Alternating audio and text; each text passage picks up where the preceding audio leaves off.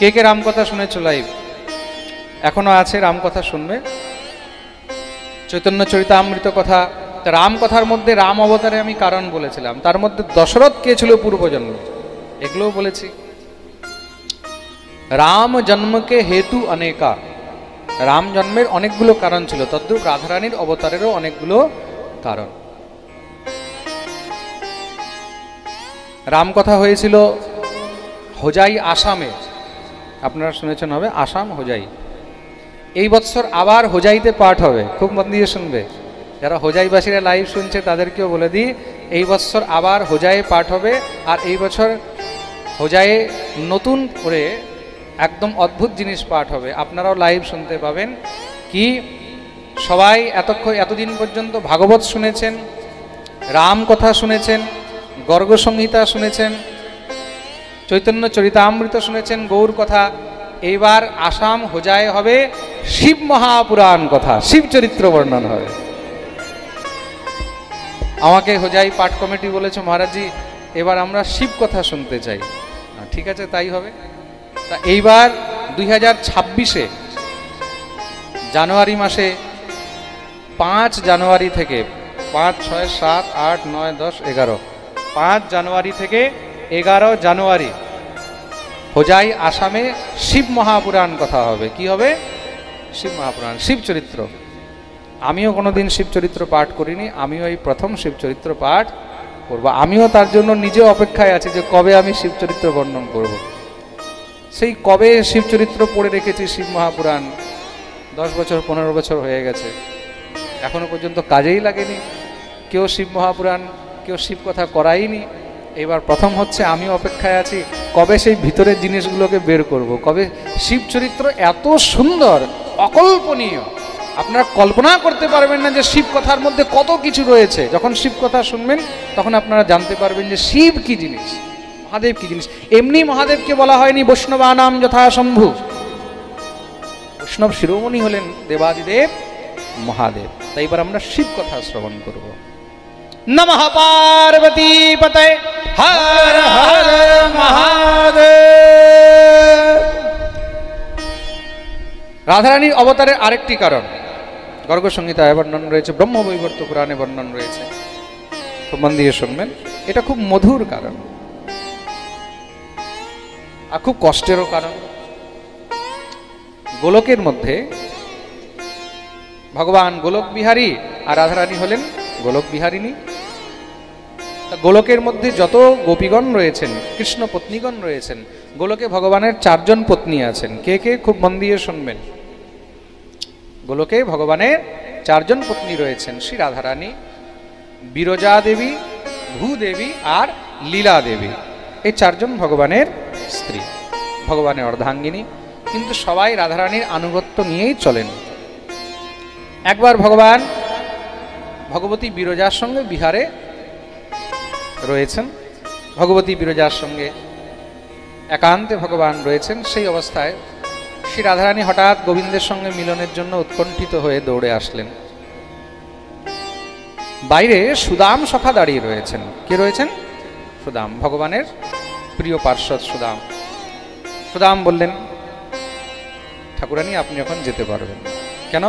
প্রভু এখন ভগবতী মাতা বিরজার সঙ্গে বিহারে রয়েছেন, এ সময় কাউকে যেতে দেওয়া নিষেধ। রাধারানী তখন সুদামকে বললেন, আমি কে জানিস? জানি, আপনি সাক্ষাৎ ঠাকুরানী। তুমি যখন জানো যে আমি ঠাকুরানী, তা ঠাকুরের কাছে যেতে আমাকে তোমার পারমিশন নিতে হবে? সরো এখান থেকে, বড় দুঃসাহস তোমার। হে ভগবতী, প্রভুর আদেশ, আপনাকে যাওয়া উচিত নয়। রাধারানী কথা মানলেন না। রাধারানী একদম দ্রুত গতিতে চলে গেলেন গোবিন্দের কাছে। গোবিন্দের কাছে যখন গেছেন, বিহার অবস্থায় ভগবতী বিরজা লজ্জিত হয়ে গেলেন। তিনি সঙ্গে সঙ্গে সেখানে নদী রূপে পরিণত হয়ে গেলেন।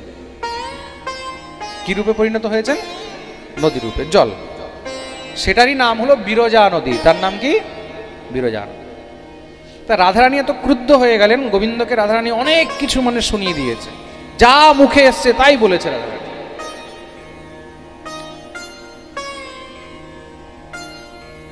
প্রেমের যে পীড়া, এটা খুব খারাপ। কিন্তু অনেক সময় কি হয়, জেনেও যে আমার প্রিয়তম, আমার প্রাণপ্রিয়, তার তো আরো পত্নী রয়েছে, কিন্তু তবুও মনের মধ্যে অনেক সময় ঈর্ষা চলে আসে। অনেক কিছু যখন বললেন, সুদাম দাঁড়িয়ে দাঁড়িয়ে শুনছে, মনে খুব খারাপ লাগলো। সুদাম তখন রাধারানীকে বললেন, আপনি কিন্তু এটা ঠিক করলেন না, আপনি শ্যামসুন্দরকে এত কিছু বললেন। রাধারানী আরো ক্রুদ্ধ হয়ে গেল, দুষ্ট, তোর এত সাহস, আবার মাঝখানে বলছিস? তো বুদ্ধি বিকৃত হয়ে গেছে, যা তুই অসুর জনি প্রাপ্ত করবি, তুই অসুর হয়ে যাবে। সুদামের মনেও খুব কষ্ট হলো, আমি অসুর হয়ে যাব, অসুর হয়ে জন্ম নেব? গোবিন্দ থেকে তুমি আমাকে বিচ্যুত করে দিলে,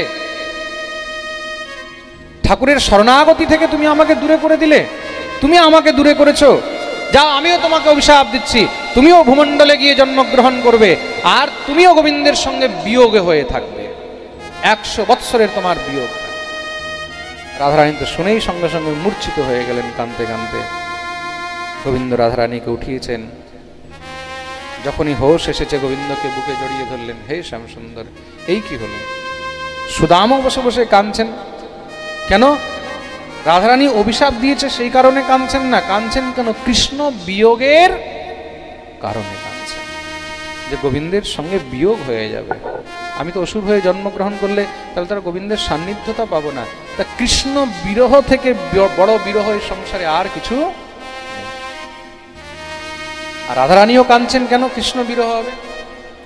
ভগবান বললেন, দেখো এটাই হলো বিধান, এখন যা হওয়ার তো হয়েই গেছে। সুদাম বললেন, প্রভু তাহলে আমি আপনাকে কি করে পাবো, আমার উদ্ধার কি করে হবে? ভগবান বললেন, আমার সেবায় তুমি ছিলে, আমার সেবায় থাকার কারণেই তো তোমাকে আজকে অভিশপ্ত হতে হলো। যাও, তোমার উদ্ধার আমি করব। তা সেই সুদাম অসুর হলেন, নাম হলো শঙ্খচূড়। কি নাম হলো? ভগবান স্বয়ং তার উদ্ধার করেছেন। আর রাধারানী ভূমণ্ডলে অবতরিত হলেন। তা ভূমণ্ডলে রাধারানী এইভাবে তো আসবেন না, রাধারানী এইভাবে আসবেন না। প্রভু আমি কি করে যাব? কেন? যেখানে গিরিরাজ নেই, যেখানে বৃন্দাবন নেই, আমি তো সেখানে থাকতে পারব। তো ভগবান নিজের প্রিয়ার জন্য কি না করতে পারেন? গোলকে গিরি গোবর্ধনের নাম কি জানো? এই গিরিরাজ কিন্তু গোবর্ধনে রয়েছে। এখানে তো 7 ক্রোশ, আর সেখানে তো বিশাল মহারাজ, 82 যোজন। তো মন দিয়ে শুনবে। আর সেখানে তার নাম হলো শতশৃঙ্গ পর্বত। কি নাম? জোরে বলো। শতশৃঙ্গ পর্বত। গোলকে গিরিরাজ পর্বতের নাম কি? শতশৃঙ্গ। বলিয়ে গিরিরাজ মহারাজ কি। শতশৃঙ্গ পর্বত। তা যেখানে গিরিরাজ নেই, যেখানে বৃন্দাবন নেই, আমি তো সেখানে থাকতে পারবো না। ভগবান তখন সেই শতশৃঙ্গ পর্বত থেকে একটি টুকরো, গিরিরাজের একটি খণ্ড গোলক থেকেই ভূমণ্ডলে পাঠালেন। সেটাই হলো গিরিরাজ গোবর্ধন। আর ভগবান সেই গোলকের দিব্য ভূমি থেকে একটি ভূখণ্ড সেখানে পাঠালেন, বৃন্দাবন। এই বৃন্দাবন 84 ক্রোশের মধ্যে ব্যাপ্ত। কতটা? 84 ক্রোশ, যেটাকে আমরা ব্রজমণ্ডল বলি। প্রেম সে বলো। দেখুন, মালিকিন আসবে, ঠাকুরানী আসবে, তার জন্য আগের থেকেই ভগবান সব একদম বিছিয়ে দিয়েছে, তৈরি করে দিয়েছে। ভগবতী বিরজা বললেন, প্রভু তাহলে আমি কি এখানে একা থাকবো? আমিও তো তোমাকে ছেড়ে থাকতে পারবো না। সব কিছু হয়েছে তো বিরজার জন্য।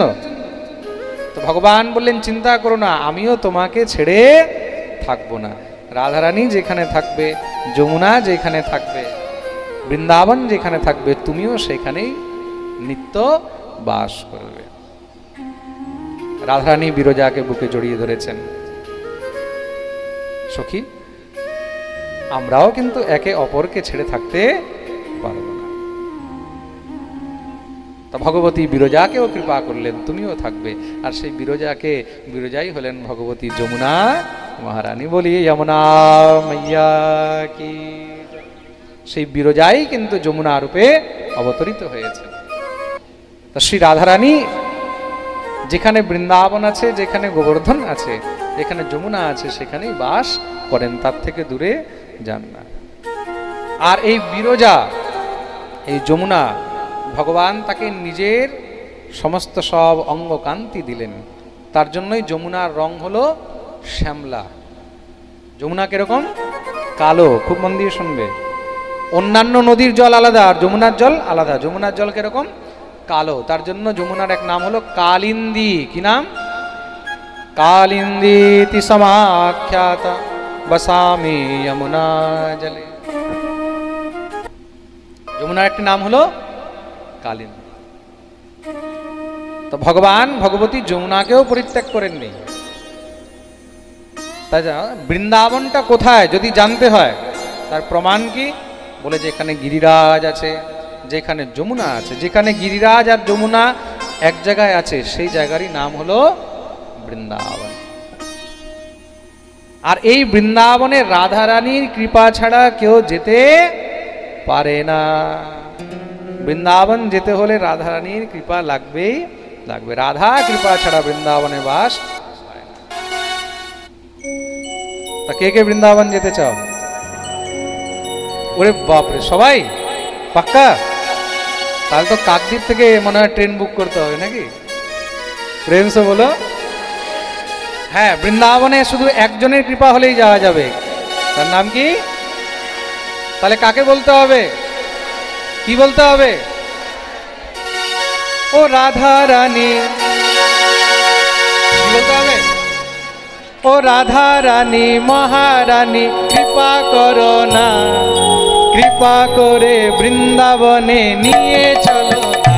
ও গো রাধা রানী মহারানী কৃপা করো না, दोनों हाथ তুলে তালি করে বৃন্দাবনে নিয়ে চলো না।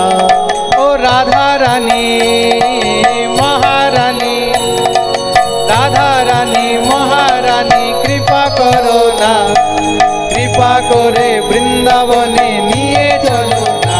ও গো রাধা রানী মহারানী কৃপা করো না, কৃপা করে বৃন্দাবনে নিয়ে চলো না। রাধা রানী মহারানী, রাধা রানী মহারানী। সবাই दोनों हाथ তুলে তালি সেবা করে হরি বল।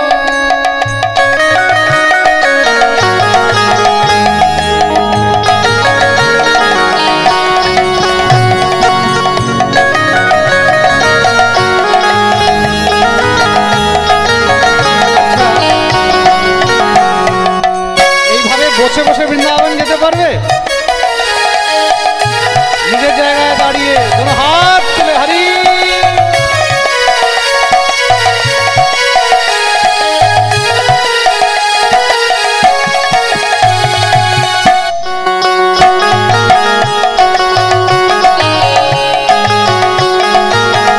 রাধা রানী কি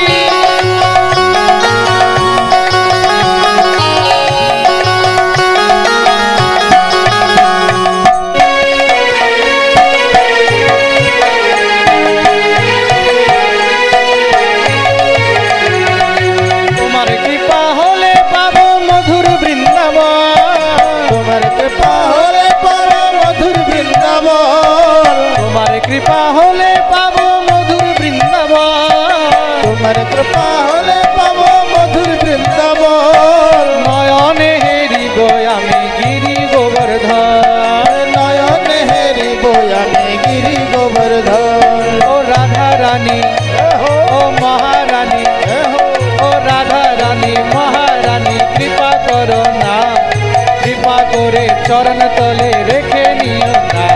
ও রাধা রানী মহারানী কৃপা করো না, কৃপা করে চরণ তলে রেখে দিও না।